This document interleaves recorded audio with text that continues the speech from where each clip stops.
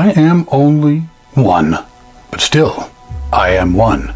I cannot do everything, but still I can do something. Hi, I'm Craig Lounsbrough. Welcome to Life Talk. You know, I'm only one. That's all I am. I am only one, and I will always be only one. I was born as one. I will live as one. And on the day of my death, I'm going to die as one.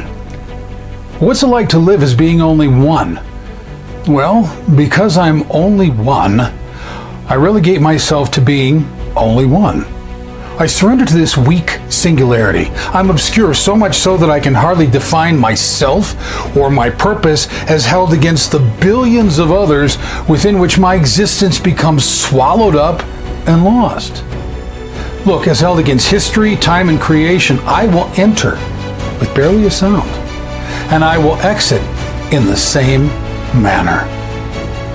And in relegating myself to being one and only one, I unwittingly embrace the limitations that I perceive are part and parcel of being one and only one.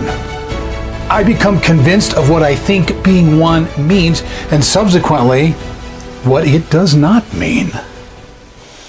So there we have fears of being one. The first fear is the fear of not being enough. I think that we fear that being one is not being enough. Being one is too often seen as being inadequate. The world out there is not some massive mass of people. It's a collection of individuals. It's a bunch of ones. By and large, those individuals experience life pretty much the same way that we do. It's all just a collection of ones. It's a collection of people that are each one individual, just like we are one individual. And while being one makes us perfectly suited to impacting all of the other ones around us, we still fear that being one is not enough. Second, the fear that we can't be loud enough.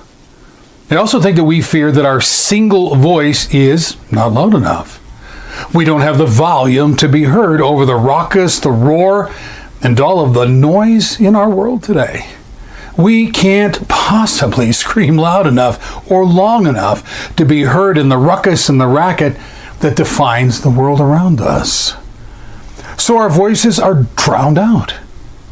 Yet we need to remember that we're not speaking to the world around us. We're speaking to the ones around us. And because that's the case, there's plenty of them, and we are plenty loud enough. Third, the fear of being rejected. You know, I think that maybe our greatest fear is that we will be heard, and that in being heard, we'll be rejected or discounted or blown off. It seems that our single biggest fear is rejection. What if we're heard, and in the hearing we're labeled as stupid, or naive, or ignorant? What if we're heard, and then we're slapped with accusations of being politically incorrect, culturally ill-informed, biased, mistaken at some fundamental level, or being something of a faith-based moron? What if we take a stand? What if we refuse to compromise? What if what we're saying isn't popular or trendy, or it's absent in the talking points of a screaming media? What if? I think that we need to understand that there are ones out there who share our convictions and who understand the oppressive burdens that birthed those convictions. Indeed, we are one, but we are not alone in being one. Fourth, the fear of failure. So what if I step out as one in the midst of the chaos and the darkness and the malaise? And what if I fail? What if nothing is different? What if I'm shamed into submission as my failures bring me face to face with the limitations of being only one that I hoped were not true? What if I try and nothing changes? What if I step up and get knocked down? Then through some misplaced hope and fanciful zeal, I have done nothing other than convince myself that being only one is truly limited to being only one. And I hardly think that I could live with that. Fifth, the fear of responsibility. But what if this one that I am is not a one in isolation?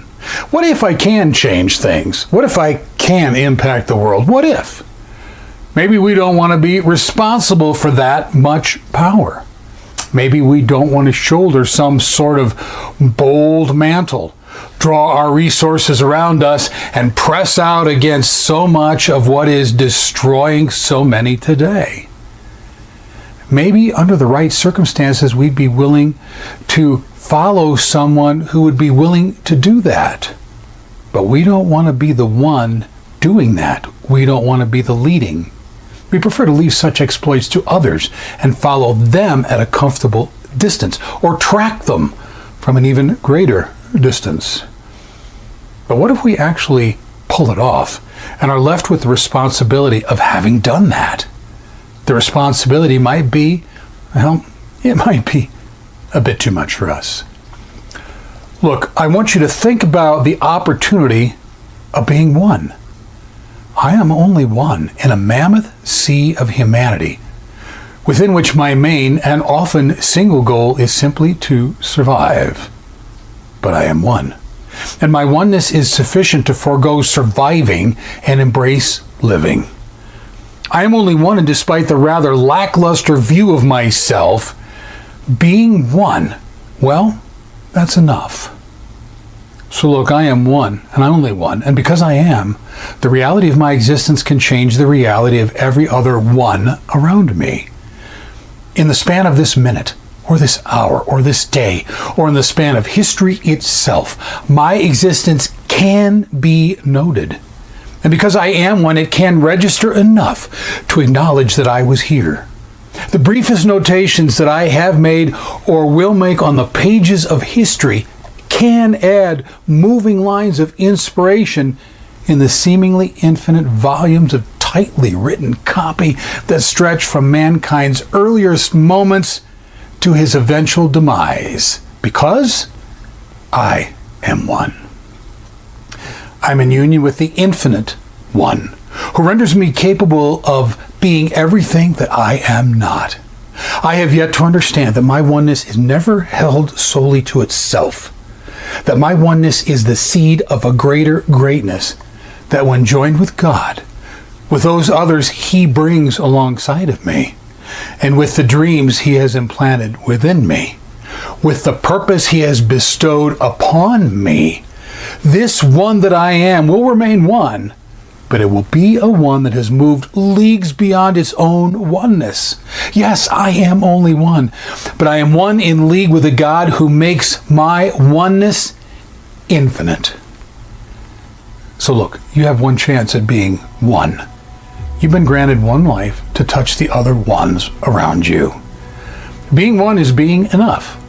Life's about being intentional about being the best one that you can be, and intentionally touching all of the other ones around you in a manner that transforms them one at a time. Be the one that you were designed to be, and change the world by being that one. For despite your poor assessment of yourself, you will always remain this beautiful, beautiful one. Today's podcast is drawn from the book, The Self That I Long to Believe in, The Challenge of Building Self-Esteem. I would encourage you to get your copy today at Amazon, Barnes & Noble, or wherever books are sold. I want to thank you for joining us on LifeTalk today. You will find LifeTalk on most podcast platforms, as well as YouTube. And I would also encourage you to check out our daily posts on all of our social media sites. Thanks for being here. See you next time.